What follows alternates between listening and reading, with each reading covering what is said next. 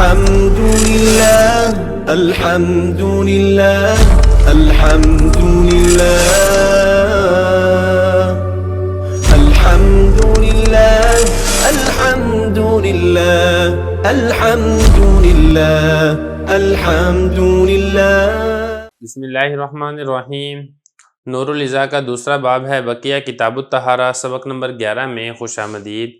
آج کے سبق کے اندر ہم 11 ایسے کاموں کے بارے میں پڑھیں گے جن کا کرنا غسل کے اندر فرض ہے۔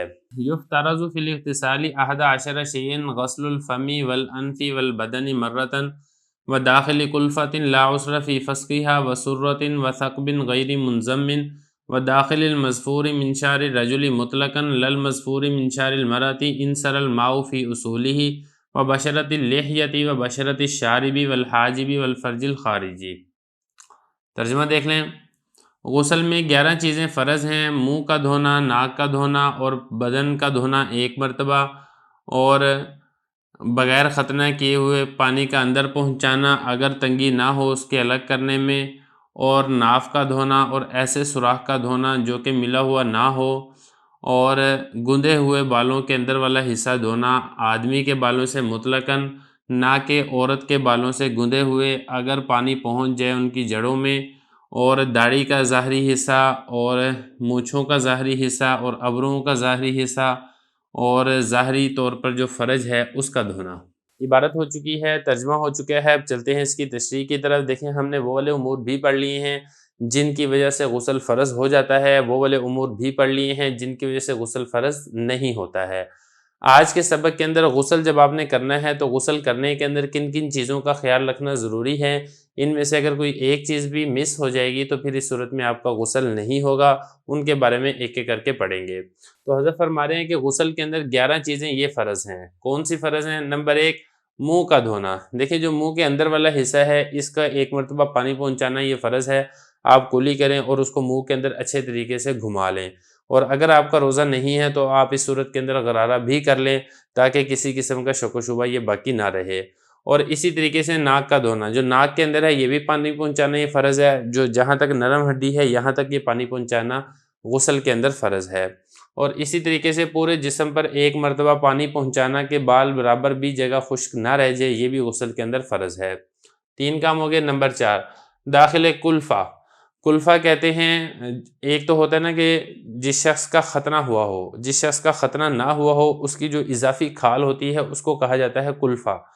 تو اضافی کھال اگر اس کو چڑھانا آسانی ہو، مطلب اس کو آپ اوپر کو چڑھا کر اندر پانی پہنچا سکیں، اس کو چڑھا کر، تو پھر اس صورت کے اندر اگر بغیر تنگی کے پانی پہنچا سکیں تو اندر پانی پہنچانا یہ فرض ہے، اور اگر اس میں تکلیف ہوتی ہو اور درد ہوتا ہو تو پھر اس صورت کے اندر پانی پہنچانا یہ فرض نہیں ہے۔ فرما رہے ہیں کہ جو اضافی کھال ہے ذکر کی اس کے اندر پانی پہنچانا کہ اگر اس کو دور کرنے کے اندر تنگی نہ ہو، اگر اس کو دور کرنے کے اندر تنگی ہے، تکلیف ہے، درد ہے تو پھر اس صورت کے اندر پانی پہنچانا یہ فرض نہیں ہے۔ اسی طریقے سے فرما رہے ہیں کہ ایسا سوراخ جو بند نہ ہو، ملا ہوا نہ ہو۔ دیکھیں بچیاں کانوں کے اندر سوراخ کروا لیتی ہیں، تو اگر وہ سوراخ کھلا ہے تو اس کے اندر بھی پانی پہنچانا یہ فرض ہے۔ البتہ اگر وہ سوراخ بند ہو چکا ہے تو پھر چونکہ وہ سوراخ ہی باقی نہیں رہا ہے لہذا اب اس میں پانی پہنچانا یہ بھی فرض نہیں ہے۔ اور اسی کے بعد آگے دیکھیں داخل المذفور۔ مذفور کہتے ہیں وہ بال جو گندے ہوئے ہوں، جیسے آپ نے دیکھا ہوگا کہ بالوں کا جوڑا بنا کے اس کو اس طریقے سے جوڑا بنا کے سر کے اوپر باندھ لیتے ہیں، تو اس قسم کے بال اگر بندھے ہوئے بال ہیں، گندے ہوئے بال ہیں، اگر مرد کے بال ہیں تب تو کھول کے سارے کے اندر پانی پہنچانا یہ فرض ہے۔ اگر عورت کے بال ہیں تو عورت کو چونکہ جوڑا باندھنے کی اور گوندنے کی اجازت ہوتی ہے لہذا اس کے لیے یہ فرض نہیں ہے کہ وہ اپنے بالوں کا جوڑا کھولے، بلکہ اس کے لیے حکم یہ ہے کہ بالوں کی جڑوں تک پانی پہنچ جائے یہ کافی ہے۔ اگر اس نے بالوں کی جڑوں تک پانی پہنچا دیا ہے تو اگرچہ جوڑا نہ بھی کھولا ہوا ہو، گندے ہوئے بال نہ بھی کھولیں تب بھی اس کا غسل یہ درست ہو جائے گا۔ فرما رہے ہیں اسی طریقے سے جو گندے ہوئے بال ہیں ان کے اندر پانی پہنچانا، مرد کے جو بال ہیں اس میں مطلقاً یہ ضروری ہے، اس کے لیے کسی قسم کی کوئی گنجائش اور کوئی اجازت نہیں ہے، اس کے لیے لازم اور ضروری ہے کہ وہ بالوں کو کھولے اور اچھے طریقے سے ان کو دھوئے۔ البتہ جو عورت کے گندے ہوئے بال ہیں اس کے لیے حکم یہ ہے کہ اگر ان کی جڑوں تک پانی سرایت کر جاتا ہے، پہنچ جاتا ہے تو تب کافی ہے، غسل ہو جائے گا۔ اگر پانی جڑوں تک سرایت نہیں کرتا ہے تو پھر عورت کے لیے بھی یہ حکم ہے کہ وہ اپنے بالوں کا جوڑا کھولے اور پھر اس کو اچھے طریقے سے دھوئے۔ اور اسی طریقے سے لحیہ جو داڑھی ہے اس کا ظاہر والا حصہ، اب یہ دیکھیں یہ داڑھی ہے، اس کا جو ظاہر والا حصہ ہے اس کے اوپر بھی پانی پہنچانا یہ فرض ہے۔ ایک ہے اس کے اندر والا حصہ، تو اندر والے حصے کے اندر تکلف کر کے پانی پہنچانا یہ فرض نہیں ہے۔ اسی طریقے سے شارب، شارب کہتے ہیں مونچھوں کو، مونچھوں کا جو ظاہر والا حصہ ہے اس میں بھی پانی پہنچانا ضروری ہے۔